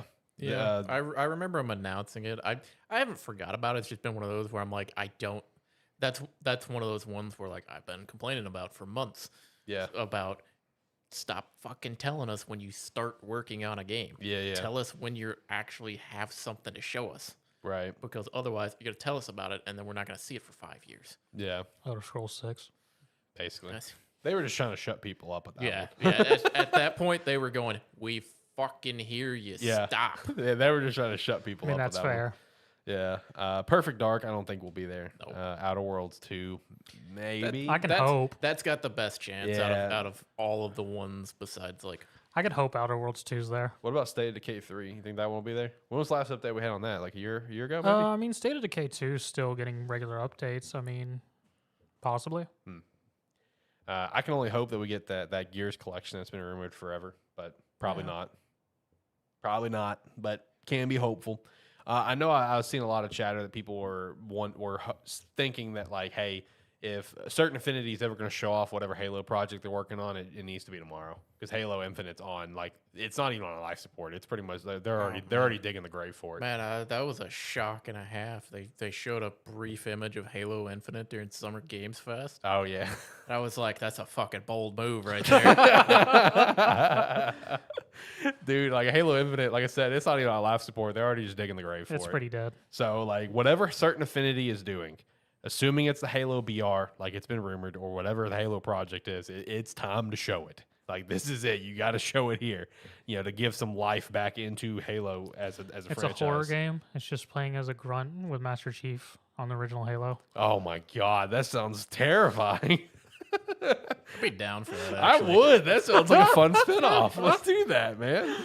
Just like a grunt who it's like it's like nobody tells you directly. It's like you're supposed to continue carrying out whatever your duties are, but you keep hearing like whispers of the elites going, just being like the Master Chief is here, or like there's some like out or like some resistance that is wiping out squads, Right. and it's like you're trying to listen to it. They're like, get back to fucking work. And you just start hearing Grunt Birthday Party. Yeah, basically. It's like you're kind of going about it's like you're going about your business. And there's like a jackal or something kind of hanging out. And you see his head explode. Yeah. After you hear the sniper go off, and you're just like, he's here. And you're just trying to survive. Like that's your entire game is you're just trying to survive. Or kill him. Yeah, it'd be like the hardest. It'd be like the same level of boss fight as like starting up like Tears of the Kingdom, Breath of the Wild, and just beelining straight to Ganon, Probably. like without doing anything. It'd be like that level of boss fight if you try to just kill Chief. Like your best chance of beating the game is to survive. And it's a party game, so Yeah, exactly. there's multiple grunts. No, but whatever Certain Affinity is doing, I feel like this is the time to show it. Then, of course, we safely assume Persona. So the Persona leaks already gave me hope that this is going to be a pretty good showcase tomorrow. I think it's going to be potentially maybe the best showcase over these next few days. I would like to believe Persona gave me the hope, like, okay, those are two pretty sweet announcements. I'm hoping that this can be a pretty awesome showcase. I'm just looking forward to seeing what Xbox itself is Those were the bringing. ending slides. Oh man, the man. No, I just want to know what Xbox is going to bring. You know, whatever third-party stuff they have in there, cool. But what is Xbox going to bring? That's what, because there's so many projects that just kept getting delayed and delayed and delayed. Like, I want to know what they're doing and if what we have coming this year, besides Starfield. Which also very excited for the Starfield Direct. Hoping it's not going to crash and burn. I did see that the special editions for Starfield, the prices got leaked. There's naturally like one like deluxe edition. I think it was like $90, $100, whatever. And then there's the big boy edition that is $300. And I'm just like, ooh, that might be beyond my price range. You get a replica ship. No, there was nothing with it. It was just simply prices. Prices were the okay. only thing that got leaked. So I have no clue yet. I'm assuming we will find out tomorrow. Speaking of no details or whatnot, do either of y'all happen to sign up for that sweepstakes for one of those Porsche Xboxes? I did not know. I'm gonna be honest. I actually sort of like the design. Did you sign up for it? Yes. All right. Hopefully you get it. I didn't sign up for it. I kind of forgot about it. That's fair. I mean, I think they said there's like 10 of them, so. Nice little piece of history. Yeah, because I think it was. I Yeah, it was, mean, it they're was not- 8 they're- or 10. Yeah, and they're not for sale. It's just they're gonna be given away. Then they'll be sold. Yeah. Yeah, I may look back at that to see if you can still sign up for it. Any predictions you guys want to throw out there for the showcase? Anything random that you guys think could be there? Or you hope will be there? Another way to put it, too. I mean, honestly, the only thing from like Microsoft or Xbox that I realistically want to see right now is Fable. Yeah. Because Same. it's like most of the other stuff, it either hasn't been announced, or we know it's gonna happen, but we know it's still a couple years away. Yeah. Because it's like I would love to see Fable actually show up. The only other thing would be like if a new Fallout game was announced that wasn't being worked on by Bethesda. Okay. Like how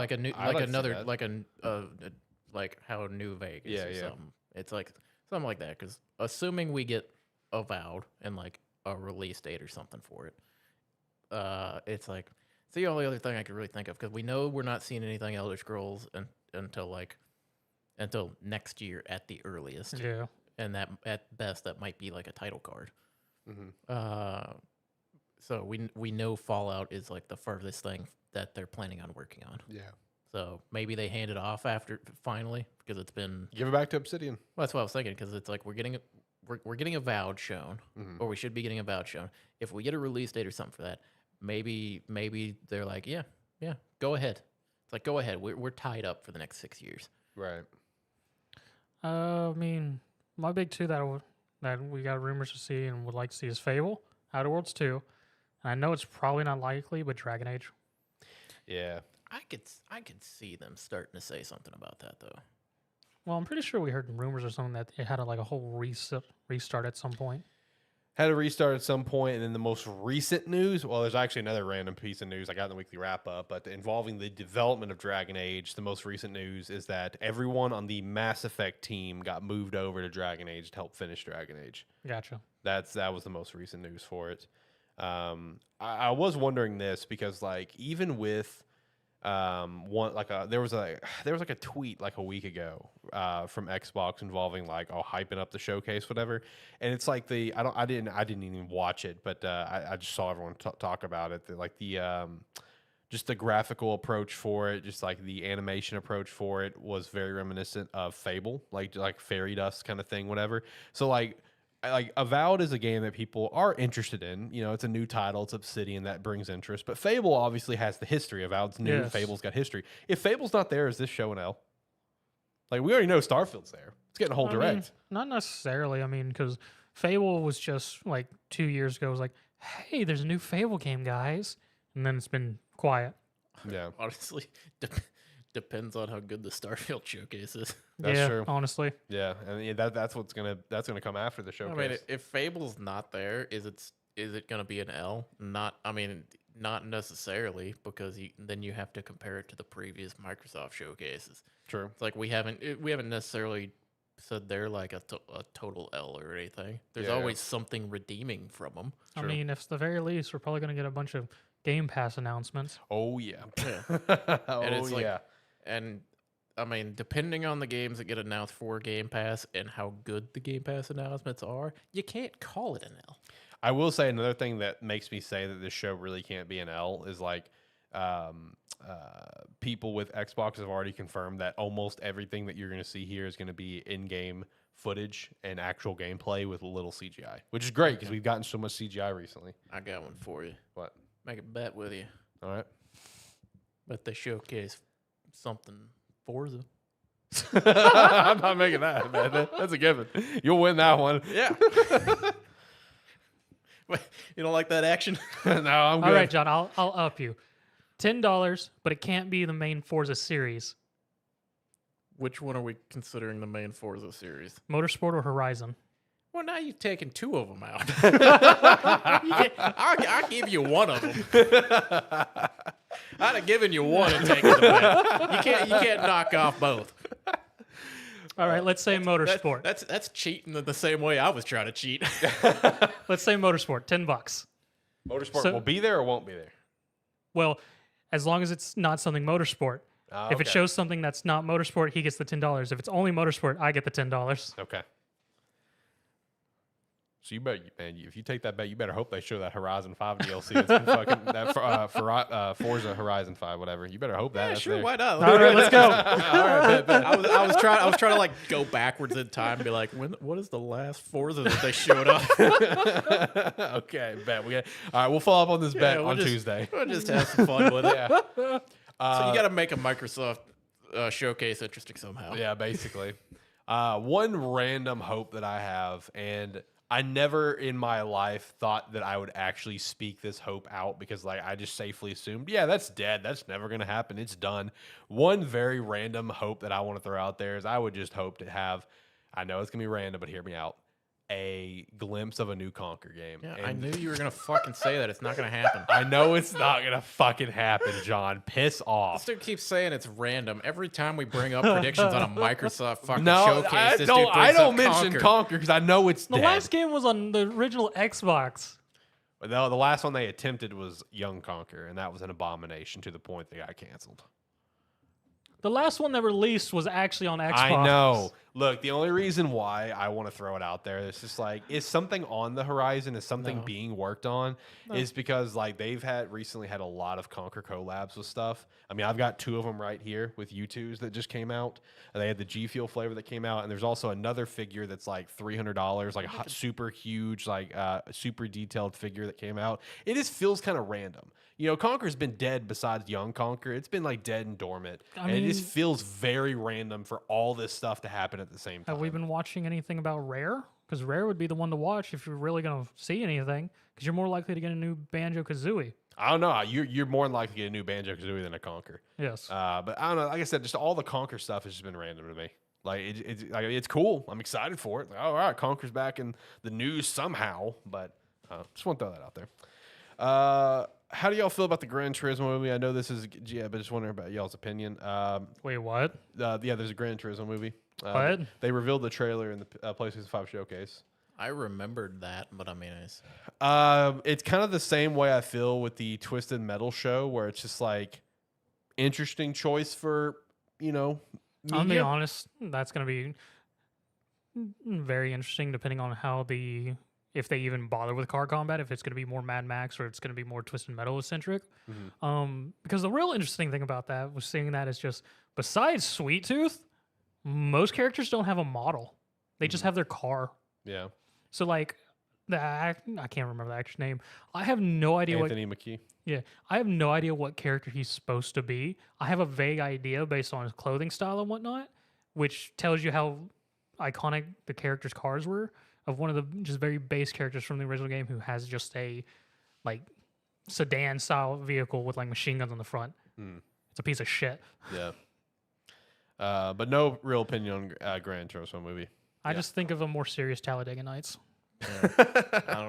Yeah, that's gonna be one where, like Alex said, it's like interesting choice to decide to go with. We have plenty of other options, and it's like they flipped a coin and let it kind of roll around on a table, and whatever it landed on was what they were doing. Heck, a Forza movie would have been better. They already do like whole storylines. True. All right, let's hit the weekly wrap up, boys. Let's get out of here. We're approaching a 2-hour show here. So first up, shout out to the Devolver Digital Direct. These are always a treat every year. They had Wizard with a Gun, Talos Principle 2, Baby Steps, and Human Fall Flat 2. Shout out to Baby Steps. That was a wacky trailer that I watched earlier of a 35-year-old man-child living in his parents' basement, just eating pizza and playing video games all the time.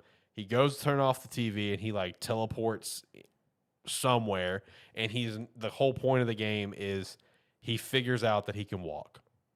That is literally like the game graphics look like freaking Goat Simulator, and he learns to put one foot in front of the other. Devolver Digital is always a interesting show. Leave it to Devolver Digital on how they get a game. segment every year. I don't know. They just do their thing. If you have not seen the Baby Steps trailer, go watch it. It's something. Let me tell you, it's something. Next up. Sorry. Zelda movie deal is nearing close with Universal and Illumination. High hopes with that after Mario. It really is, dude. Saw Mario twice. Mario was fantastic. A lot of fan service. I do hear concern that it's going to be Illumination, because like I hear concern for people where it's just like they don't want Zelda to be just like goofy because it's Illumination, and I get that. But I feel like with Nintendo so directly hands-on involved, I mean, they're the ones who personally delayed Mario because it wasn't it wasn't to the standard they wanted. I mean, I feel like they did a solid job with Peach. I mean, yeah, I feel like they would do the game, this movie, it's justice, where it's not just some silly, goofy experience. You know what I mean? The real question is though, which era of Zelda? Bro, that's the massive question: is what do you do? Like, do you just go ahead and jump into Breath of the Wild because, like, Breath of the Wild and Tears are your highest-selling games of the Zelda franchise? Or Most likely choice. Or do you go do, like, Ocarina of Time? Or do you go just do an original story? Like, or do you go to Zelda 1? Or do you go do Skyward Sword? The start of the timeline? Like, bro, I don't... Do the one where Zelda had not Zelda, but Link had a voice? No. Excuse me, princess. No. I feel like Majora's Mask would make for a fun show. Be a very fucking weird one. It would. Yeah. I mean, you could check out Wind Waker too. I mean, it has some. Illumination would do great with Wind Waker They art would. style. Yeah. They would do great with that art style. Honestly, Majora's Mask or Wind Waker would probably be the go-tos for like my thought process. I think for fans, it would be. For more mainstream, it would have to be current Breath of the Wild, Tears of the Kingdom. I would say it'd Seems be like it'd be weird to do though. if you're gonna do like to keep it up with the fans, it'd either be that or just Ocarina of Time. At least in my opinion, that'd be the ones that you would do. But at the same time, it's just like it's probably just gonna be an original story. Probably. Because I mean, like you're doing Ocarina of Time. That's a a lot to fit into a movie. Yeah. 3 dungeons, 5 temples, the tower. I mean, that's a lot to fit into a movie. Also, it's Legend of Zelda. The story is very simplistic it for is. every game. I mean, It's not hard to come up with an original concept for it that you can like start and finish in like an hour and a half. The real question, though, they did great with Jack Black as Bowser. Who do you voice as Ganondorf? A lot of people are actually saying Matthew Mercer, who voiced Ganondorf in Tears of the Kingdom. Okay. He killed it in Tears of the Kingdom. Yeah, but here's the thing. Matt Mercer gets enough fucking roles. He does. Yeah, He's in everything. He really does. No, and he probably wouldn't get it because it'd have to be a big name. You know what I mean? I mean, Nicolas Cage. to be fair, it's like, maybe not outside of the gaming world, but in the gaming world, he is a big. It's like he's everywhere. Yeah, he is. But yeah, they probably would go for more of like like some movie star, like A-list actor or something to come in to try to voice it. Yeah, that just feels weird though. Right. I will say this for a lot of people that are concerned about this. Look at the fucking bright side. You're getting an animated film over a live action one that would probably fucking suck. Look at the bright side. Like there is a bright side to this. Telling me you don't want to see a live action Ganondorf coming in? If they did it right, sure, but they're not. I wouldn't be worried about. I I wouldn't be worried about the Ganondorf. I'd be worried about the twink that is Link. No, you know it'd be fun? The live action, like, Gorons. Oh, bro, true. True. I want to see this now. That would just be CGI. They No, would no, not. no. We need like realistic props and realistic makeup. It's not happening. Make it work. Yes, it's like yes for an hour of shooting they need to sit down for 14 hours of makeup, but Yep. we can do it. Make it happen. They also need to be jacked as hell. Yeah. Looking forward to seeing the news on this, and hopefully they take in the right direction. I have faith in it. I do have some faith. Next thing, moment of silence. R.I.P. Hell of a run.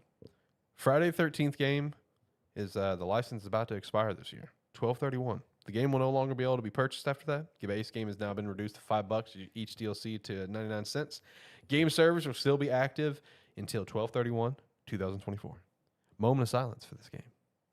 Moments passed. I'm good. I backed it. I got a physical copy. Yeah, no, that's why I just want to shout that out because fucking for real, like the guys that made this game, they should be hell, proud of this. Like, let's go, dude. Like, I mean, this was a Kickstarter game. Yeah, Yeah. no, it was a Kickstarter. Yeah, It was 'cause I- literally called Slasher Camp or something like that Yeah. originally. Because I think I was I You backed backed it. this back when because I found it like the day that they posted it. Yeah, I mean, dude, I remember you talking about this when we used to have, Friday hangouts, whatever. Yeah. Like, I mean, dude, hell of a run. Let's go.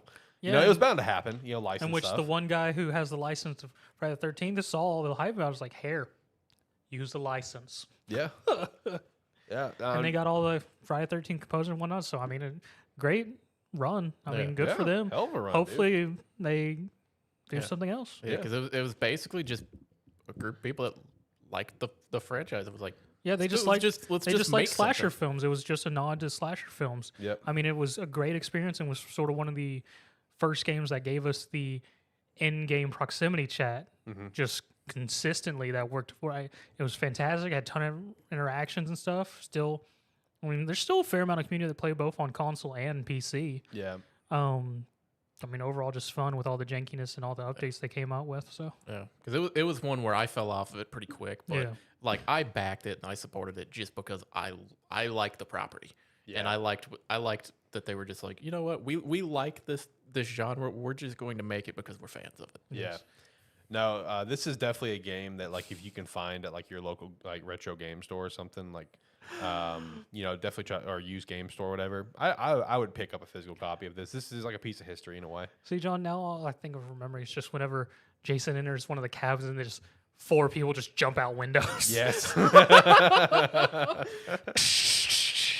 or in John's case, Jason comes in and John just stops. John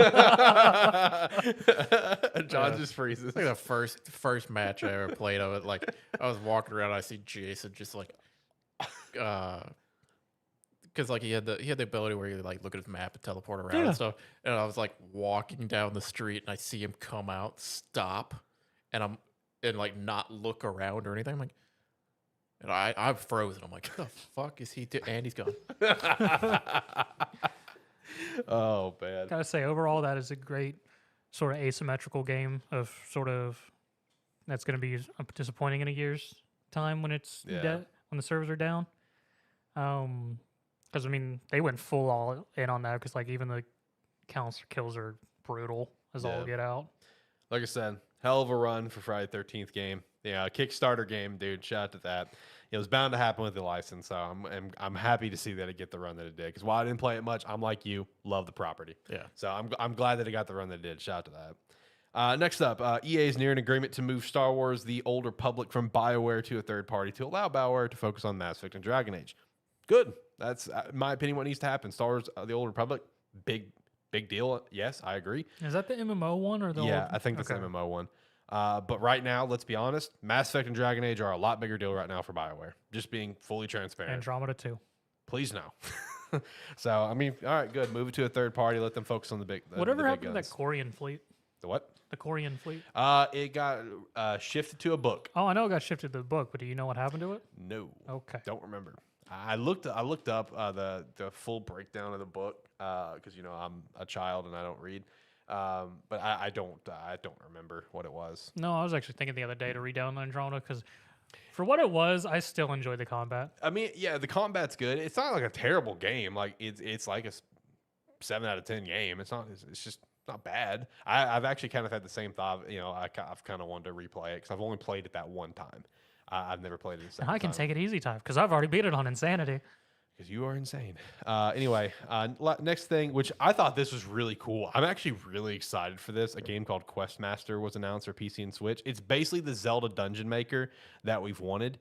It looks like Minish Cap graphics, and you just make dungeons and go through and play them. Just it's a Zelda game basically. This is actually really cool, man. Like I really enjoyed the Dungeon Maker they put into the Link's Awakening remake on the Switch. The Dungeon Maker was a lot of fun. And it kind of proposed the question. It's like, man, I would love for Nintendo to do a Zelda Dungeon Maker like they did Super Mario Maker. So Questmaster looks pretty sick, especially since it looks like it's in Minish Cap graphics, and that's one of my favorite Zelda games. I love Minish Cap. So this actually looks pretty sick. I'm looking forward to this. And the last thing on the weekly wrap up, if you are looking forward to the EA college football game coming out, just wanted to give you guys a heads up with the current boycott that's being set up from the NCAA College Players Association. They are setting up to attempt to boycott the game based on player payout being $500 a player is going to be the payout for their likeliness to be in the game. I've seen a lot of players around college, like not like stars or anything, like let's say like a random linebacker from UConn, for example, saying it's just like, yo, bro, cut my $500 check, give me the game. You know, I want to play the game, whatever. That's kind of the general, because you got to keep in mind, like, you know, all the, you know, the kids in college, they grew up on NCAA, right? And they just want the game at this point.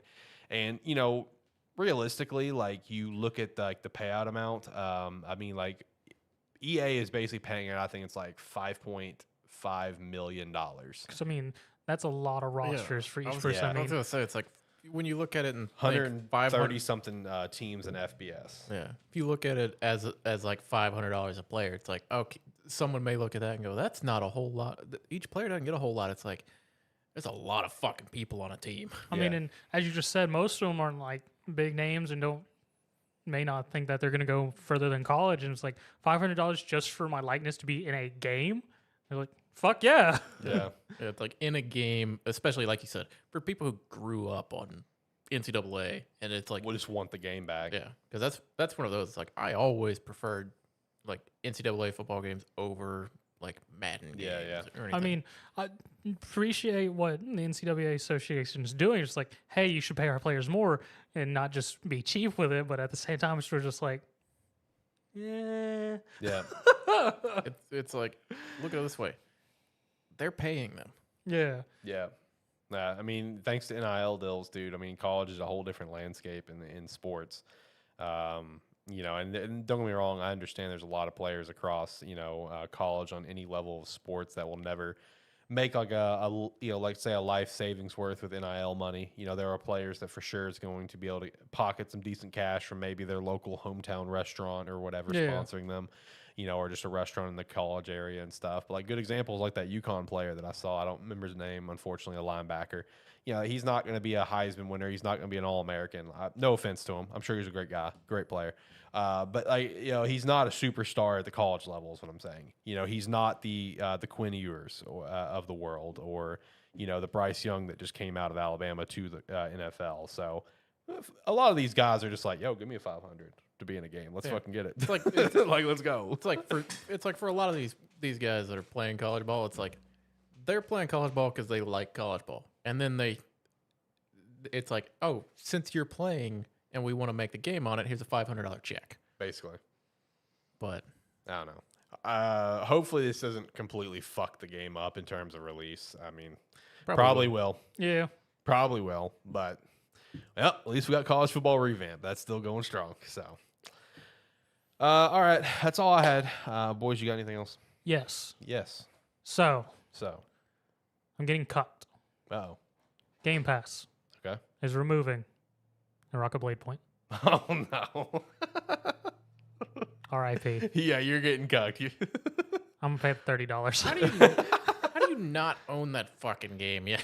Because it was on Game Pass. It was free, motherfucker. Now you got to pay 30 for it. Yeah.